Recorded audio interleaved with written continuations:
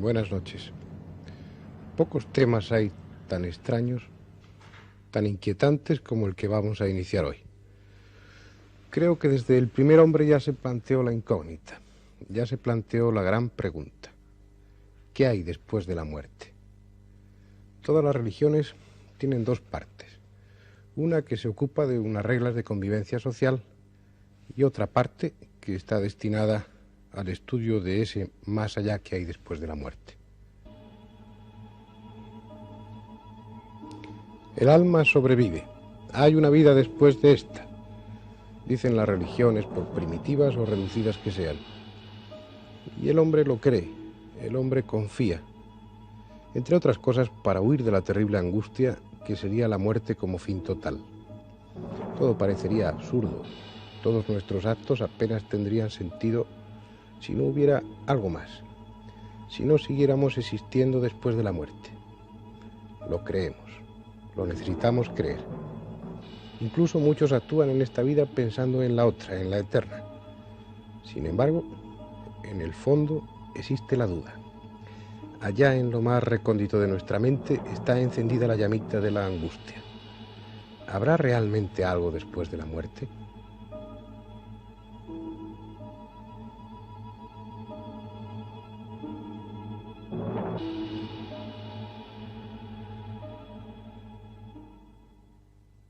¿Cómo contestar a esa tremenda pregunta? La más importante que se ha planteado el hombre jamás. Solo hay una forma realmente: comunicarse con el más allá. El hombre lo ha intentado desde siempre. Y el hombre, al hacerlo, sabía, intuía y con razón que esa respuesta solo podía darla quien hubiera cruzado realmente esa barrera. Es decir, no habría más que una forma de conocer la respuesta, de saber qué hay más allá: hablar con los muertos. La vida es un equilibrio biológico, un equilibrio bioquímico. La muerte sería la ruptura de ese equilibrio. Sin embargo, la muerte no es un fenómeno instantáneo. La muerte es un proceso gradual.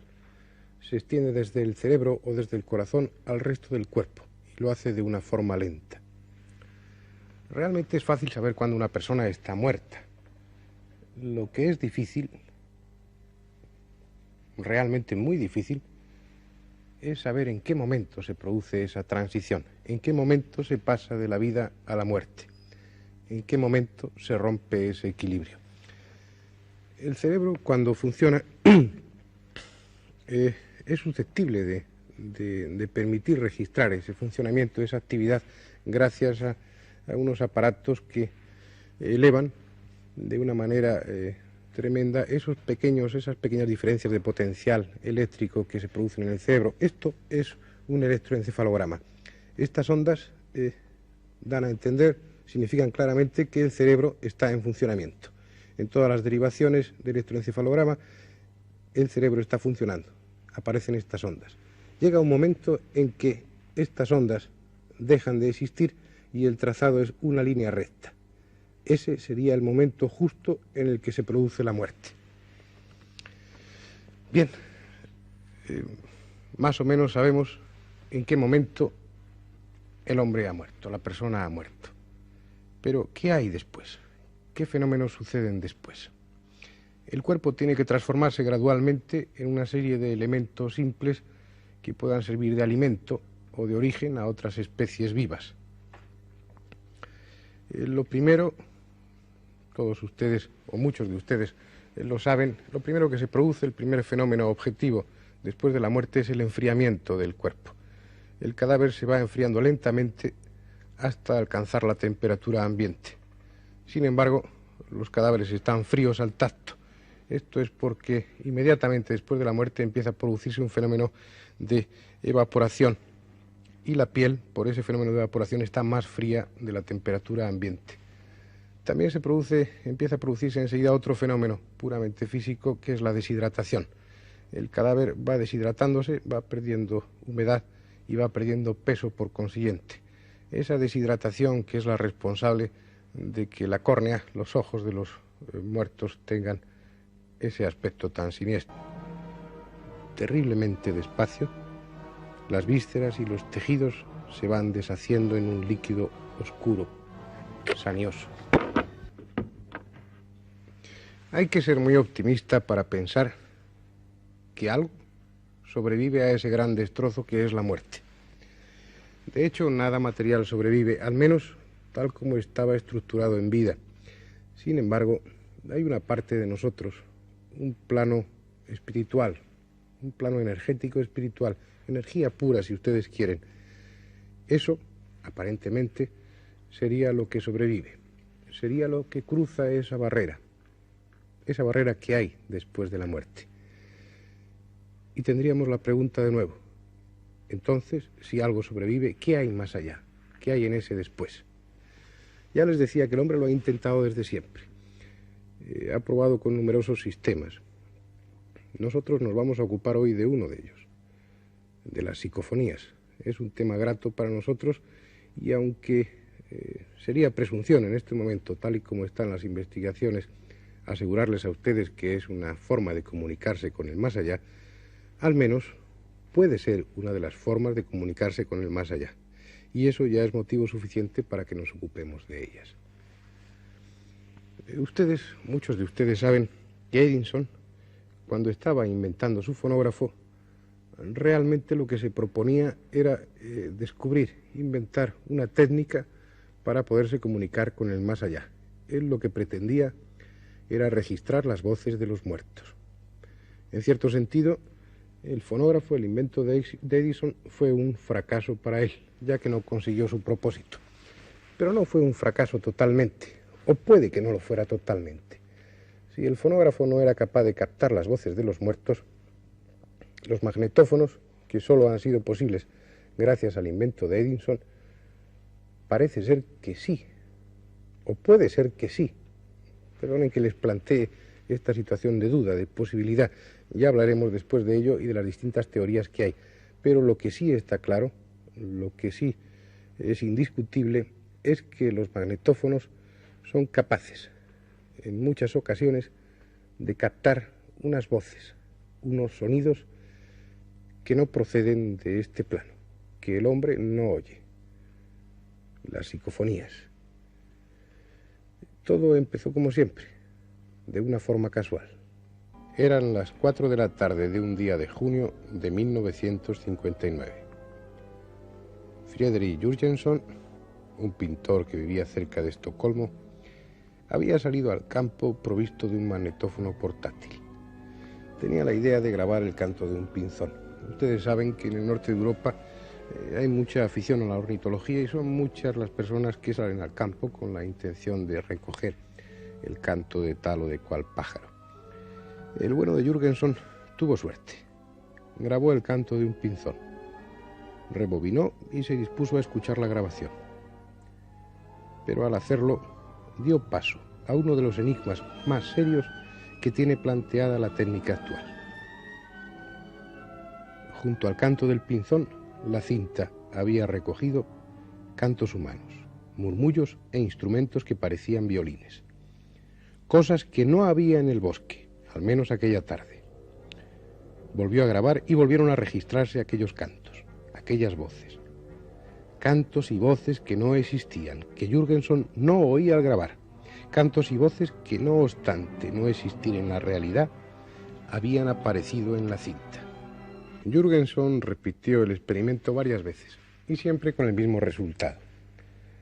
Aquello no era fruto de un defecto pasajero del magnetófono, ni era fruto de la casualidad. Él hizo lo que pensó que era justo, lo que debía de hacer, y presentó estas grabaciones en la Sociedad de Parapsicología de Estocolmo.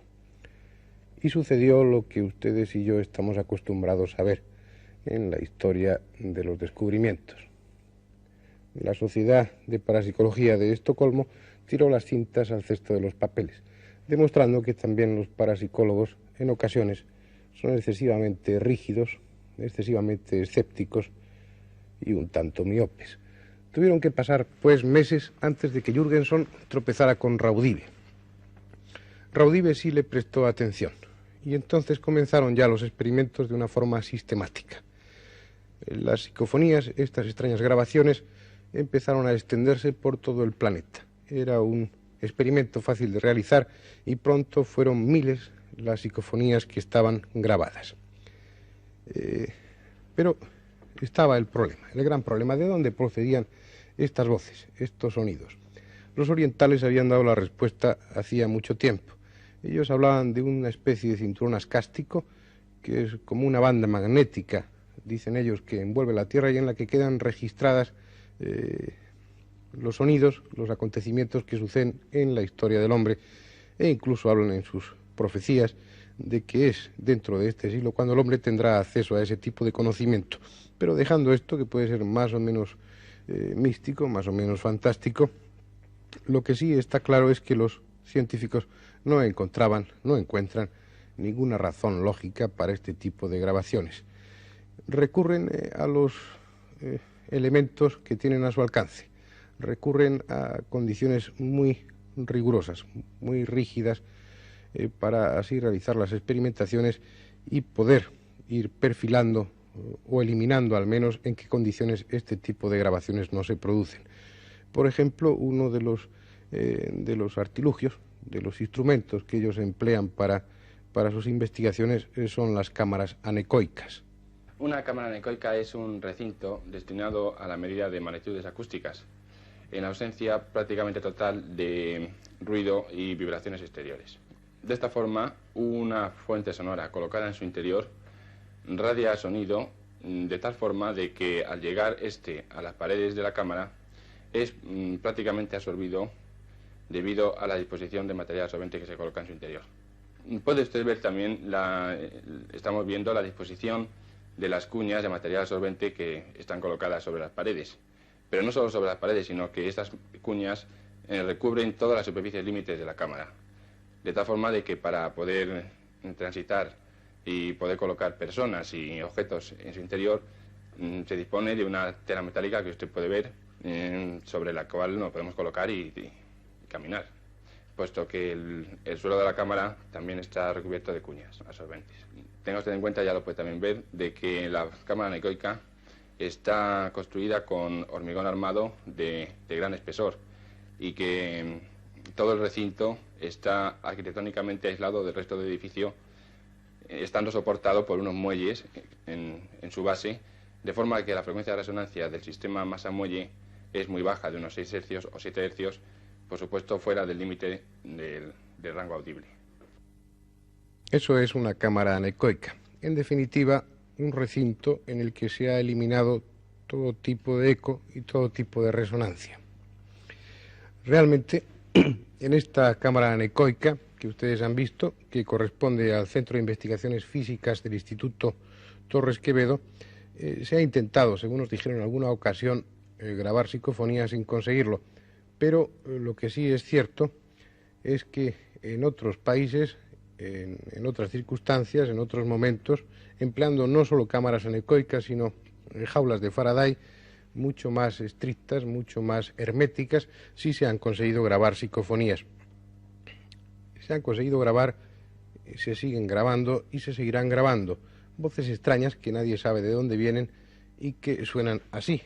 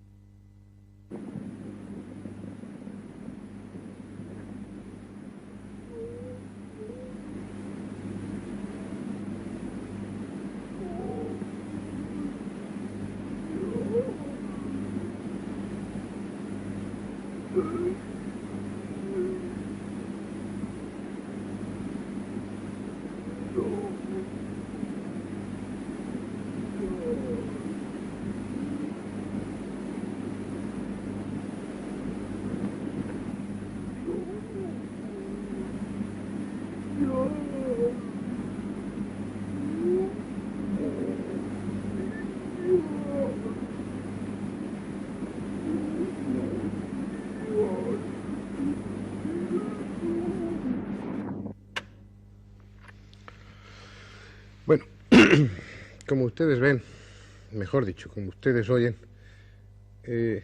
son muy difíciles de interpretar las psicofonías. Hay cientos, miles de psicofonías porque son muy fáciles de obtener. Estas experiencias son fáciles de realizar. Los resultados son tan poco claros como estos, aunque en ocasiones son mucho más claros. Lo importante, lo que a ustedes seguramente les interesa, es cómo poder conseguir este tipo de grabaciones. Es realmente fácil. Haría falta o sería ideal un magnetófono muy sensible, pero si ustedes utilizan un magnetófono de cassette convencional como este mismo, pueden obtener resultados también. Lo ideal es que escojan un sitio, un lugar apartado de tráfico, de ruido y una hora que sea también propicia para el silencio. Colocan ustedes el micrófono a unos 3 o 4 metros del aparato para que así interfiera lo menos posible el sonido del motor de arrastre. Es decir, ponen el micrófono lejos, apoyado sobre una almohada o algo que evite la vibración, todo lo más posible. El volumen lo suben ustedes al máximo y conectan el aparato. Ustedes pueden estar callados o pueden estar conversando, o incluso algunos recomiendan que se haga una especie de invocación, como si realmente hubiera alguien que fuera a responder. Lo importante, si hablan, es que lo hagan pausadamente, que queden entre las palabras espacio suficiente para que ellos intervengan, porque de hecho muchas veces lo hacen. Luego después, cada 5 minutos aproximadamente, paran, rebobinan y escuchan. Hay que prestar mucha atención porque estas voces psicofónicas tienen un timbre metálico, son muy agudas, muy rápidas y difíciles de escuchar. Hay que escuchar la cinta varias veces para poder oírlas y poder distinguirlas bien. En algunas ocasiones, no siempre, pero con cierta frecuencia, antes de que aparezca la voz psicofónica, se produce un sonido como el de un picaporte de una puerta, un clax especial, e inmediatamente después vienen la psicofonía. Vamos a verlo ahora en otras grabaciones que hemos realizado, concretamente en esta que les voy a ofrecer a continuación, que está realizada en Ávila, en el convento de la Encarnación. Fue en el año 74, sí, en Semana Santa del año 74, y hay un diálogo entre 3 personas, 2 mujeres y un hombre, y en un momento determinado se oye este clac e interviene una voz que, por supuesto, no estaba en ese momento, no correspondía a ninguna persona que estuviera allí, no había más que esas 3 personas, una voz venida de no se sabe dónde, que interviene en la conversación. Ellos no la oyeron en ese momento, pero quedó registrada en la cinta, y es una voz que, si ustedes se fijan bien, no quiero sugerirles, pero después de mucho escucharla, lo que parece claro que dice es San José bendito. Después de ese clax, ustedes oirán perfectamente la voz. Escuchen. Por ellas, por eso podía salir. San José bendito, perdón. Está arriba de la ciudad, fuera de las murallas. Bueno, porque esas monjas, por ejemplo, las 4 que salieron con ellas querían aceptar esa reforma que ella les imponía, ¿no? Sí. Entonces, por ellas, por eso podía salir. San José bendito, perdón. Está arriba de la ciudad. Bien, en la grabación estaba repetida para que ustedes la pudieran escuchar, ha sido 2 o 3 veces, y era bastante clara. Hay otra psicofonía que tiene historia, que probablemente ya la han oído en alguna otra ocasión, que fue una de las que realizó Constantin Raudive. En este caso había unas circunstancias dramáticas, era haciendo una psicofonía no recuerdo si era abogado o era arquitecto de Génova, tratando de localizar psicofónicamente a un amigo suyo que había fallecido algún tiempo atrás en un accidente de automóvil, que se llamaba Andrea. Al hacer esta psicofonía obtuvo una respuesta totalmente clara. Había una voz que decía, sí, Andrea. Ustedes la escucharán ahora.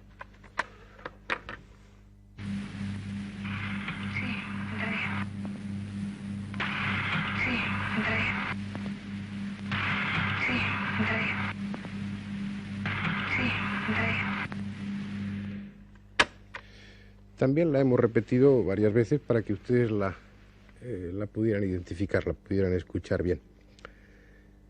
Aún seguimos sin saber en este momento de dónde son, de dónde vienen, de dónde proceden esas extrañas voces. Ustedes, si hacen la experiencia, podrán comprobar que sí, que realmente el fenómeno, no siempre, pero con mucha frecuencia se da, y que no hay ninguna explicación para él. Los científicos tratan, o hemos tratado, mejor dicho, de agotar todos los argumentos posibles. Incluso se habla de una ventriloquía inconsciente. Se habla de ecos, de ondas sonoras perdidas que en circunstancias determinadas se puedan captar y que tengan una frecuencia que no pueda captar el oído, pero que sí, sin embargo, pueda quedar en la cinta magnetofónica. Pero, y esto quisiera que sería lo que ustedes meditaran, hay un hecho que invalida todo esto. Como ustedes han visto en esta de Sí, Andrea, y en otras muchas cintas, no podemos disponer de todas ellas, y mucho menos dedicar todo un programa, que sería tedioso el hacerlo, dedicar todo un programa para escuchar psicofonías, pero hay muchas de ellas en las que, como en esta de Sí, Andrea, le repito, la voz, la psicofonía, interviene en la conversación o alude a alguno de los hechos comentados dentro de la conversación. Es decir, no es una voz casual, sino que encaja perfectamente en ese momento de la grabación, en esa circunstancia. Esto ya tira por tierra todas aquellas teorías que hablan de la casualidad, o al menos en muchos de estos casos. En 1964 se publicó en Suecia un libro de Friedrich Jürgenson. Ese libro se llamaba Voces del Universo, y se planteaba en él algo totalmente insólito, algo sumamente importante para la historia del hombre. Según Jürgenson, según su libro, se había conseguido, tal vez por primera vez en la historia del hombre, comunicarse, establecer un puente entre este mundo y el mundo de los muertos. En 1967 Jürgenson publicó un segundo libro, Comunicaciones radiofónicas con los difuntos, creo que era el título.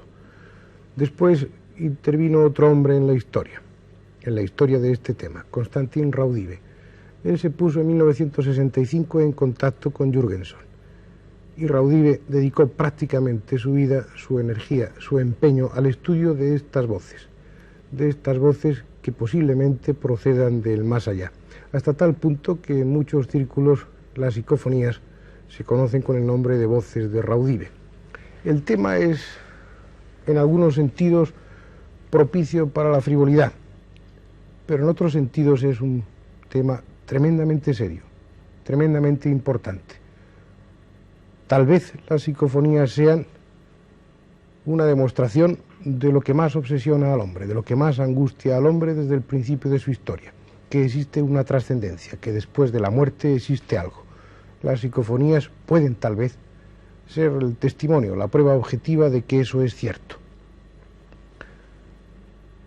En aquella ocasión les traíamos a ustedes unas psicofonías, les hablábamos del tema, les introducíamos en él. Es tan apasionante, hay nuevos elementos de juicio, que ha sido casi necesario, casi imprescindible, diría yo, volver a traer aquí el tema. Pero, ¿qué es una psicofonía? Una psicofonía es esto.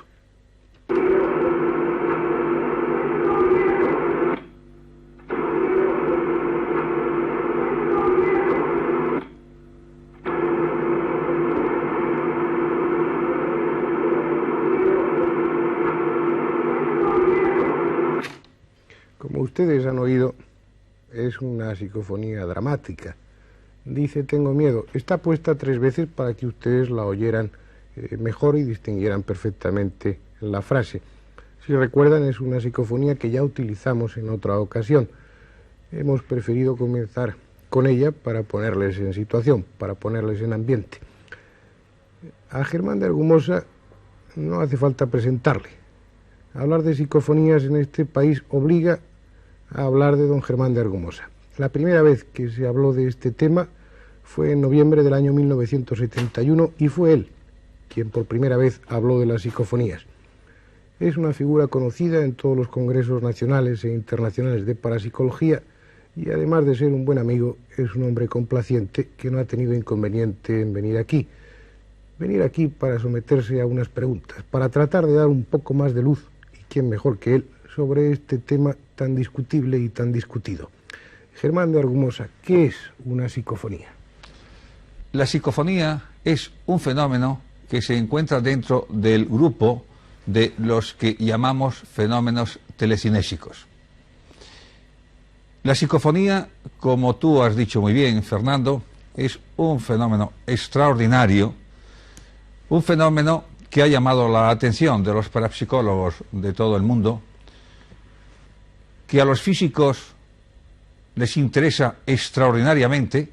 No olvidemos que se trata de un fenómeno parafísico y que, como dijo el físico Keller, Paul Keller, el descubrimiento de la psicofonía es mucho más importante que todo lo que hemos conseguido en física nuclear.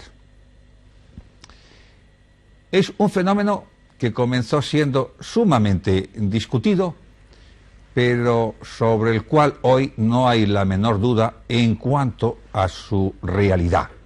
Es un hecho cierto. Hay voces que se graban en las cintas magnetofónicas, voces que incluso responden a preguntas que formulamos, voces que incluso se manifiestan en lenguas que desconocemos. Y no solamente voces, también en ocasiones se graban extraños ruidos, a veces violentísimos, cuando precisamente la experiencia, todas estas experiencias, se están realizando en el más absoluto silencio.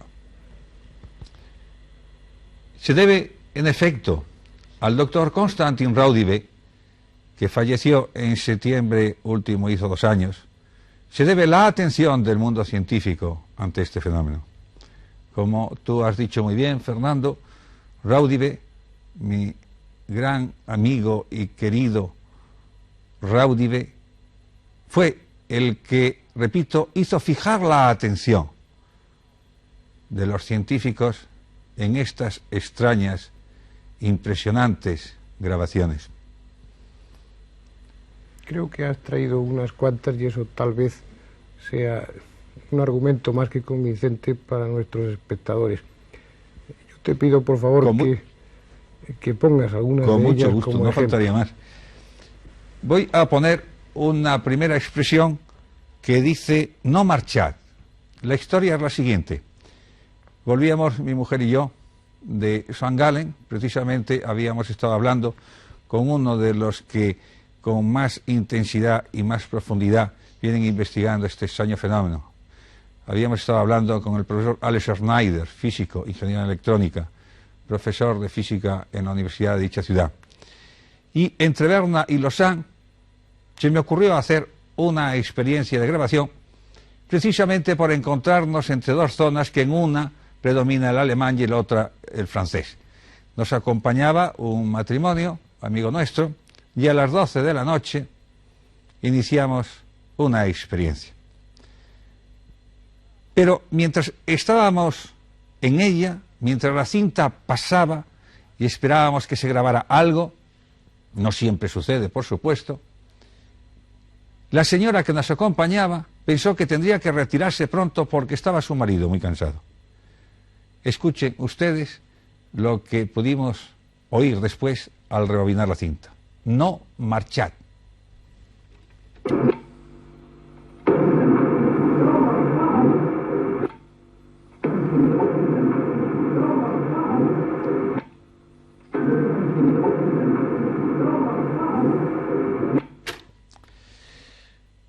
Evidentemente, esta señora, que ya conocía el fenómeno, no obstante, en aquella ocasión se quedó sumamente impresionada porque era la primera vez que efectuaba conmigo una experiencia de este tipo.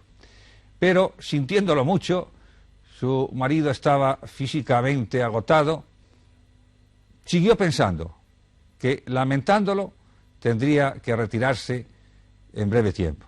Pues bien, cuando rebobinamos la cinta, nos encontramos con esta otra expresión. Una voz que dice: deténla.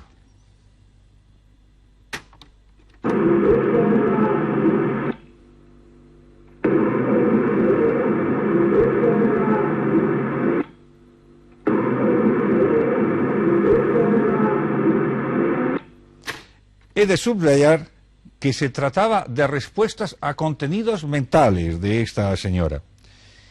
Y por último, podrán oír ustedes una extraña grabación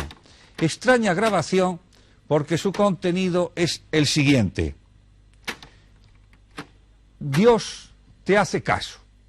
Evidentemente, Dios hace caso a todos los mortales, pero ¿por qué de una manera especial me va a hacer caso a mí?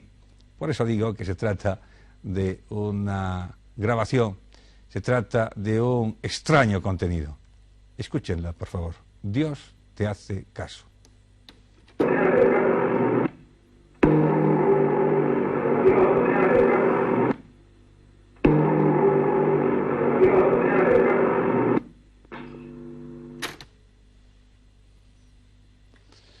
Estas son, Fernando, las 3 grabaciones que he traído, sin contar la primera, cuyo contenido es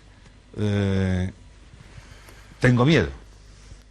Como en tantas ocasiones nos encontramos frente a un hecho ciertamente insólito, sorprendente y demasiado dramático, demasiado importante como para lanzarse a admitirlo sin más.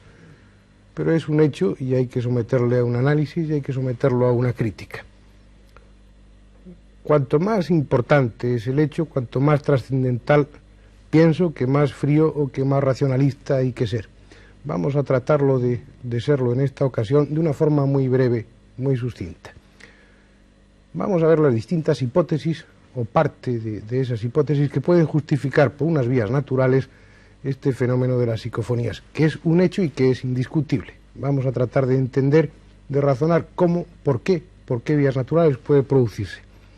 Cuando menos les servirá para, así, en sus futuras experiencias a ustedes, eliminar aquellos factores que no queden suficientemente claros.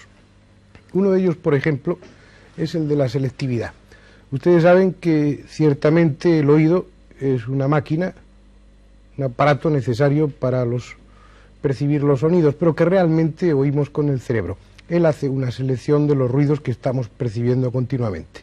Si ustedes charlan en una voz susurrante en una habitación donde está el sonido de un reloj y al tiempo están llegando desde la calle los sonidos del tráfico, sin embargo ustedes, su cerebro selecciona las palabras de su interlocutor que habla en voz baja y desprecia una serie de sonidos, como el tic-tac del reloj o ese ruido del tráfico que llega atenuado desde la calle. El micrófono de un aparato grabador no tiene esa selectividad. Él recoge todos los sonidos. Puede ser entonces que en el momento de escuchar la grabación ustedes escuchen una serie de sonidos en los que no se habían fijado y les dé la impresión de que son psicofonías. Puede suceder a veces, muy pocas veces, puesto que en la psicofonía se establece a veces un diálogo y sobre todo se procura hacer unas condiciones idóneas, como ya hablaremos después, es decir, en un sitio alejado y con una conciencia total, o lo más total posible, de todos los ruidos ambientales. Además, la psicofonía, a pesar de todo, es algo distinto, se oye de una distinta forma. Hay otra hipótesis que es la de una ventriloquía inconsciente.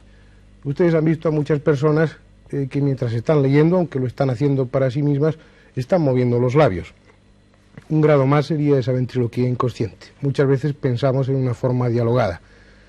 Puede, y de hecho sucede, que estemos haciendo vibrar nuestras cuerdas vocales. Lo hagamos de una manera muy tenue, imperceptible. Apenas ese ruido, ese sonido trasciende de nuestra propia laringe. Sin embargo, con una serie de aparatos puede evidenciarse, puede objetivarse el fenómeno. Sucede, existe la ventriloquía inconsciente. Pero, y esta es la objeción, cuando se hacen este tipo de grabaciones, normalmente no se utilizan micrófonos sensibles o más sensibles que el oído. Se utilizan micrófonos convencionales que tienen un espectro de captación de sonidos bastante limitado. Habría que eliminar esa ventriloquía inconsciente que además existe en pocas personas, en muy pocas. Hay razones de tipo electrónico que pueden justificar que en una grabación interfieran algún tipo de ondas, yo lo he comprobado en algunas ocasiones, y se capte, por ejemplo, una emisora de radio si está suficientemente cerca. Lo que obtienen entonces no es una psicofonía, es parte de un programa de radio que se está emitiendo en ese momento, y la distinción es pues clara. Existe una hipótesis que es en la que se basan en la que fundamentan sus argumentos generalmente los parapsicólogos, o los parapsicólogos racionalistas, o los parapsicólogos intolerantes, porque hoy en este momento podemos hablar ya de dos tipos de parapsicólogos. Les comentaba en alguna ocasión que la parapsicología está cayendo en el mismo defecto que antes achacaba a las ciencias ortodoxas, convencionales, esa excesiva rigidez, esa excesiva intolerancia. Los parapsicólogos, o algunos parapsicólogos, en su afán encomiable, loable en muchos sentidos, de hacer de la parapsicología una ciencia ortodoxa y aceptada por tanto en el seno de las ciencias clásicas, racionales, oficiales, está pecando en algunas ocasiones de esa excesiva intolerancia y de esa excesiva rigidez también, de esa falta de fantasía que es necesaria para llegar a los grandes descubrimientos. Sea como fuere, la parapsicología argumenta que eso, las psicofonías, son un fenómeno de telequinesis. De alguna forma, a nivel inconsciente, uno de los individuos que participan en el experimento está incidiendo directamente, a través de su mente, sobre la materia, sobre la membrana del micrófono, o sobre la cabeza grabadora, o sobre la emulsión que cubre la cinta magnética, o sobre cualquier otro elemento técnico del aparato grabador. Bien, ciertamente eso es posible, pero si la parapsicología misma sabe que personas con capacidad telequinética demostrable hay muy pocas, ¿cómo admitir que un fenómeno tan frecuente como las psicofonías, tan fácilmente realizable, evidencia una capacidad telequinética en la mayoría de las personas y además de una forma tan clara, tan rotunda, tan incuestionable como es a través de las psicofonías? Es ciertamente una explicación. Queda ahí. Afortunadamente existe esa para no lanzarnos abiertamente en la hipótesis de que las psicofonías sean voces procedentes del más allá. Y digo afortunadamente porque una aceptación sin más de esa hipótesis traería muchos problemas a nivel no solo filosófico, a nivel realista. Si eso se tomara todo lo en serio que se debe tomar y se diera toda la trascendencia que tienen o que pueden tener este tipo de grabaciones, habría que hacer un mundo nuevo partiendo de unas bases distintas. Pero, en definitiva, tenemos aquí a un hombre que sabe de psicofonías más que mucha gente y, por supuesto, mucho más que yo. Yo le preguntaría a él, Germán de Argumosa, ¿qué es para ti una psicofonía? La psicofonía presenta una problemática en orden a la interpretación del fenómeno en cuanto a su naturaleza, una problemática análoga a la que nos presentan otros fenómenos paranormales. En este fenómeno seguimos, por lo tanto, igualmente manejando dos hipótesis. La hipótesis mal llamada animista, el término es equívoco, que dice que cierta fenomenología está provocada por el inconsciente de la persona, y la hipótesis trascendental. Yo prefiero hablar de hipótesis trascendental y no de hipótesis espiritista. Este último término acota la realidad dentro de un contexto doctrinal. Por eso, repito, prefiero mencionar el término trascendental. Bien, pues seguimos moviéndonos entre estas dos hipótesis. Y mientras una hipótesis no esté verificada, cualquiera es válida. Los que insisten en afirmar que en toda la fenomenología paranormal es exclusivamente la causa el inconsciente de la persona, yo les pediría que lo demostrasen. La cosa no es fácil. La problemática es sumamente compleja y toda esta fenomenología, como en el campo de la filosofía, cuando se profundiza, todo esto lo que nos lleva realmente es a un profundo acto de humildad.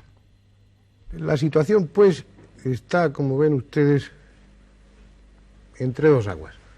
De una parte está una teoría, una hipótesis que hay que considerar, que es la hipótesis, en este caso vamos a llamar racionalista, que habla de un fenómeno PK, de un fenómeno de telequinesis, y luego una hipótesis trascendentalista, que habla que realmente se establece una comunicación con entes, vamos a decir, procedentes de otro plano. No señalamos que sean difuntos o no. Las psicofonías tampoco son totalmente demostrativas en este sentido, o al menos las que ustedes van a conseguir. Pero sí que las psicofonías pueden ser una de esas puertas, al igual que pasaba con la vasografía o con la ouija, que sirvan, tal vez, y siempre nos movemos en ese tal vez, que tanto nos censuran en ocasiones, tal vez sean una puerta, una ventana abierta a otro plano, a otro nivel distinto de la existencia. Puede ser. Lo que se trata, o lo que tratamos en este programa, es de que no importen o no cuenten lo que nosotros opinamos, sino en darles a ustedes los elementos de juicio, darles a ustedes, en este caso, los argumentos técnicos, para que sean ustedes mismos los que se comprometan, para que sean ustedes mismos los que no acepten la opinión ajena como una imposición que hay que aceptar o no aceptar, sino que sean ustedes mismos los que formen su propia opinión. Por eso, lo mejor para terminar el programa sería darles a ustedes unas normas sencillas, lo más simples, partiendo de que tengan un magnetofón normal de cassette, para que ustedes sean capaces de realizar este tipo de experiencias. Otra vez más, Germán de Argumosa será quien les diga a ustedes cómo poder intentarlo. En efecto, nada convence más como la propia experiencia. Son no cientos, miles de personas por todo el mundo las que están obteniendo estas grabaciones. Yo les voy a decir a ustedes los dos métodos más fáciles. A través del micrófono, colocando el micro lo más alejado posible del aparato para que no recoja el ruido del motor, y el micrófono sobre algo mullido para que no capte vibraciones que puedan confundir después. El volumen tiene que estar al máximo. El silencio total, absoluto. Es, por lo tanto, conveniente retirarse a un lugar en donde no haya ruidos. Y una actitud de seriedad ante el fenómeno. Porque en más de una experiencia, cuando la actitud ha sido frívola, el que se encontraba experimentando, luego oyó algo que le resultó sumamente desagradable. Para evitarles a ustedes una sorpresa de este tipo, nada grata por cierto, les aconsejo que si se deciden hacer estas experiencias psicofónicas, las hagan con toda la seriedad que el fenómeno merece. Y si en algún momento estas psicofonías les producen temor, mi consejo es que dejen de realizarlas, porque no hay término medio. O no producen miedo alguno, o producen pavor. Así pues, para terminar, les insisto una vez más, un aparato magnetofónico cualquiera, uno convencional de cassette vale, un sitio, un lugar lo más silencioso posible, el micrófono lo más alejado posible también del aparato para así no captar el ruido del motor de arrastre, como decía Germán de Argumosa, el volumen al máximo y empezar a grabar. O bien dejan el aparato abierto grabando y luego al cabo de unos minutos rebobinan y escuchan, o bien ustedes hacen preguntas como si estuvieran hablando con algún interlocutor al que desconocen y no ven, y dejando un espacio vacío en silencio para que haya lugar para la respuesta. Cuando ustedes rebobinen y escuchen, si se ha grabado una psicofonía, es muy difícil en un principio de entender. Suele ser un ruido, una voz metálica, rápida, y es preciso rebobinar y escuchar varias veces. Si son varios los que participan, no se comuniquen entre sí qué es lo que les ha parecido oír. Cada uno de ustedes apunten qué es lo que les ha parecido escuchar. Una vez después cotejan esos resultados y podrán estar más cerca de la realidad, porque el ruido es tan confuso a veces, ese sonido, esas voces son a veces tan poco inteligibles, que si uno de ellos, de los participantes, dice, ha dicho tal cosa, va a inducir, va a sugestionar a los demás que participan en el experimento en que oigan esa misma cosa. Lo mejor es que lo hagan de una forma personal y apunten lo que han creído escuchar. Eso es todo. En definitiva, insisto en que esto es lo que busca o trata de buscar el programa en todas las ocasiones o siempre que es posible. Lo que pretendemos es que ustedes, en este caso concreto, sean los que decidan si esas voces vienen de aquí o vienen del más allá.